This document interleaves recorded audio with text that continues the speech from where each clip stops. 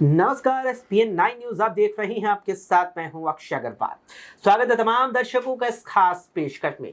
चर्चा करेंगे भारतीय जनता पार्टी के उस नेता को लेकर के, उस नेता पर चर्चा करेंगे जिसने एक कहावत को कहीं ना कहीं गलत साबित कर दिखाया। वो कहावत जो ये कहती थी कि भारतीय जनता पार्टी और देश का मुस्लिम समुदाय एक नदी के दो किनारे हैं जो कभी एक नहीं हो सकते, लेकिन बहुत हद तक उसे एक करने का काम किया शाहनवाज हुसैन ने। भारतीय जनता पार्टी के दिग्गज नेता, राष्ट्रीय प्रवक्ता रहे, केंद्रीय मंत्री रहे, शिव यहां बड़ी सीटों पर जीत दर्ज की है। बिहार की किशनगंज सीट से सांसद रहे, भागलपुर से 2 बार सांसद रहे, बिहार विधान परिषद के सदस्य, तमाम तरीके से अपनी भूमिका अदा की है बीजेपी की ओर से। लेकिन इस बार बहुत ही पीछे नजर आ रही है। ना ही इस बार नीतीश कुमार की सरकार के मंत्रिमंडल में देखने को मिली, ना ही जब राज्यसभा चुनावों के लिए उम्मीदवारों का चयन बीजेपी ने बिहार से किया वहां भी जगह नहीं मिली, और फिर लोकसभा का टिकट ना ही भागलपुर और ना ही किशनगंज से दिया। बताते चले कि अपने राजनीतिक करियर में 3 बार जिस तरीके से शाहनवाज हुसैन सांसद रहे हैं, उसमें केंद्रीय मंत्री भी रहे अटल बिहारी वाजपेयी सरकार में, और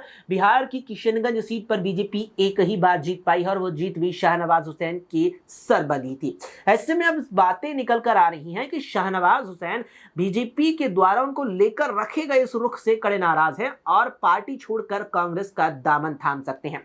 ऐसे में और भी कई सवाल हैं और तमाम सवालों पर चर्चा करेंगे हमारे सहयोगी तनुज के साथ। तनुज, स्वागत है आपका इस खास पेशकश में। तो जिस तरीके से तमाम तरीके की बातें सुनने को मिल रही हैं, अब अटकलें हैं, अफवाहें हैं, या वाकई में इसमें कुछ सच्चाई हो सकती है, ये तो शायद वक्त ही बताएगा। लेकिन क्या संभावना लगती है वाकई में कि शाहनवाज बीजेपी को लेकर उनके द्वारा अपनाए गए इस रुख से नाराज होकर कांग्रेस का दामन थाम सकते हैं? जी बिल्कुल, देखिए अक्षय, जैसे आपने बोला कि बड़े नेता रहे हैं, बिहार की किशनगंज सीट से देखिए सांसद रहे और भागलपुर सीट से चुनाव जीता और बड़े केंद्रीय मंत्री भी वो रह चुके हैं। तो कहीं ना कहीं बीजेपी पार्टी को थोड़ा सा इस बार उनके बारे में सोचना चाहिए कि इस तरह से एकदम से टिकट ना देना आखिरकार क्या दिक्कत का सामना बीजेपी पार्टी करती नजर आ रही है। एक तरफ ब्रजभूषण शरण सिंह के बेटे को टिकट दे दिया जाता है, उस नेता को जिसके ऊपर कई गंभीर आरोप लगे हैं, लेकिन उस नेता को टिकट नहीं दिया जाता जिसने अपने आप को आपके लिए, पार्टी के लिए समर्पित कर दिया, जिसने आपकी समाज की उस बात को झूठा ठहराया जो समाज कहता था कि मुसलमान और भारतीय जनता पार्टी कभी एक नहीं हो सकते। बीजेपी पार्टी को इस बात का देखिए सम्मान उनका करना चाहिए था। सवाल आपका यह है कि अब क्या कर सकते हैं शाहनवाज, क्या कांग्रेस का दामन थाम सकते हैं? देखिए, अगर आपको शाहनवाज को लगता है कि भारतीय जनता पार्टी में उनका राजनीतिक करियर जो आगे होने वाला है वो बेकार है, बीजेपी उस पर गौर नहीं करने वाली है, तो ऐसे में उनको जरूर कांग्रेस का दामन थाम लेना चाहिए। और मैं आपको बता दूं, कांग्रेस को भी जरूरत है ऐसे नेताओं की जो बिल्कुल अपने लिए लड़ते हैं, देश के लिए लड़ते हैं, क्योंकि शाहनवाज हुसैन एक ऐसे नेता रहे हैं जो मुद्दे की बात करते हैं। अगर बीजेपी की कोई गलती रही है तो उन्होंने इस बात को भी खुलकर एक्सेप्ट किया है, वो उस पर बहस करते नजर नहीं आए। अब ऐसे में अगर ऐसे नेता आकर कांग्रेस में शामिल हो जाते हैं तो कांग्रेस का दामन, अक्षय, आप देख सकते हैं कि स्ट्रांग हो जाएगा। कांग्रेस पार्टी इस समय वीक चल रही है।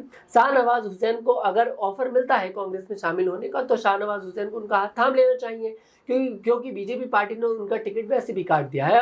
और जिस पार्टी में आपकी इज्जत आपको नहीं दिखाई दे रही हो, आपका सम्मान आगे नहीं दिख रहा हो, आपका राजनीतिक करियर आपको नहीं दिख रहा हो, आपको उस पार्टी का दामन छोड़कर दूसरी पार्टी का दामन थाम लेना चाहिए। बिल्कुल, यहाँ पर उस पार्टी को छोड़कर दूसरी पार्टी का दामन थाम लेना चाहिए। ये बात लगातार कांग्रेस और विपक्षी नेता भी कहते नजर आ रहे हैं कि शाहनवाज हुसैन को कांग्रेस में आखिरकार आ ही जाना चाहिए। ऐसे में तनुज, बात ये भी निकलकर सामने आ रही है कि शाहनवाज हुसैन की पत्नी रेणु हुसैन भी कांग्रेस में जा सकती है और शायद शाहनवाज बीजेपी में बने रहे। इस बात में कितना दम लगता है? देखिए बिल्कुल, अगर ऐसा लगता है कि ऐसे कई सारे नेता हैं, जैसे पप्पू यादव ही है। पप्पू यादव पहले कांग्रेस में नहीं थे, हालांकि अभी उन्होंने देखिए विलय कर लिया अपनी पार्टी का, कांग्रेस में शामिल हो गए। हालांकि देखिए तनाव आप सभी को पता है, उनकी पत्नी पहले से कांग्रेस में है, कांग्रेस छत्तीसगढ़ से आप सभी को पता है, राज्यसभा सांसद है वो कांग्रेस की। तो ऐसा राजनीति में बहुत बार देखने को मिलता है कि पति दूसरी पार्टी में होते हैं, पत्नी दूसरी पार्टी में होते हैं, पिता दूसरी पार्टी में होते हैं, पुत्री दूसरी पार्टी में होते हैं। आप संघमित्रा मौर्य को देख लीजिए, वो बीजेपी पार्टी में है, पिता पहले बीजेपी में थे, उसके बाद समाजवादी पार्टी में गए, अपनी पार्टी बनाई, विवादों में घिरे रहे। अभी भी वो देखिए किस तरह के बयान भारतीय जनता पार्टी को लेकर देते हैं। तो इस तरह की बातें कहीं ना कहीं देखने को मिलती रहती हैं। कोई ये राजनीति का दौर है, राजनीति में ये सारी बातें नहीं देखी जाती कि मेरे पिता, मेरे पति उस पार्टी में है। अगर उनकी पत्नी को मौका मिलता है और कांग्रेस पार्टी अगर बड़ी जिम्मेदारी उनको देती है, उत्तर प्रदेश में देख लीजिए, या फिर आप बिहार में देख लीजिए, आप कहीं भी देख लीजिए, अगर बड़ी जिम्मेदारी देती हुई नजर आती है तो शाहनवाज हुसैन देखिए इस तरह के नेता है, वो अपना राजनीतिक करियर आगे बचाने के लिए कहीं ना कहीं अपनी पार्टी को ये खुली छूट दे देंगे, और होने भी चाहिए। अगर आप देखिए, राजनीति में जरूरी नहीं है कि आप दोनों का जो मन है, आपकी जो मत है वो बिल्कुल एक जी हो। बिल्कुल। आप वोट अगर अलग डालते हैं, जब आपको वोट डालने का अधिकार अलग है, तो आपका जो मत है, जो आपका मन है, वो जरूरी नहीं है कि एक पार्टी की तरफ झुकाव रखे। अगर शाहनवाज हुसैन का झुकाव भारतीय जनता पार्टी की तरफ है, तो जरूरी नहीं कि उनकी पत्नी का झुकाव भी बीजेपी पार्टी की तरफ हो सकता है वो कांग्रेस को सपोर्ट करती हो। तो ये आगे देखने को मिल सकता है कि शाहनवाज हुसैन अगर इतनी जल्दी ना कर बीजेपी का दामन अगर इतनी जल्दी भी ना छोड़े, तो अपनी पत्नी को कांग्रेस में एंट्री करा दे, और शायद बाद में उनके जरिए कांग्रेस में वो भी एंट्री कर ले। बिल्कुल, यहाँ पर ये भी चीज देखने को मिल सकती है। इस बीच तमाम दर्शकों को बता दें कि किशनगंज सीट बिहार की एकमात्र सीट रही है जहां पर बीजेपी एक ही बार जीती है, वो भी 2000 यानी इस सदी में नहीं बल्कि 1999 में पहली बार बीजेपी को किशनगंज लोकसभा सीट पर जीत हासिल हुई थी, और वहां से सदन शाहनवाज हुसैन ही पहुंचे थे। ऐसे में सरोज जी, आखिरी सवाल मेरा आपसे ये रहेगा कि शाहनवाज हुसैन को लेकर जो तमाम तरीके के कयास लगाए जा रहे हैं, अगर ये सच होते हैं, अगर शाहनवाज बीजेपी का दामन छोड़ देते हैं, तो बीजेपी के लिए कितना बड़ा झटका बिहार में साबित हो सकता है? देखिए, बिल्कुल बीजेपी के लिए कहीं ना कहीं बड़ा झटका जरूर साबित हो सकता है, क्योंकि शाहनवाज हुसैन जो है बड़े नेता है बीजेपी पार्टी के। कांग्रेस आज क्यों डूबती जा रही है, मैं आपसे ही सवाल करता हूँ, कांग्रेस क्यों डूब रही है? आपको ही पता है, इसलिए क्योंकि जो बड़े नेता हैं, जो पार्टी के पुराने नेता हैं, वो साथ छोड़कर जा रहे हैं।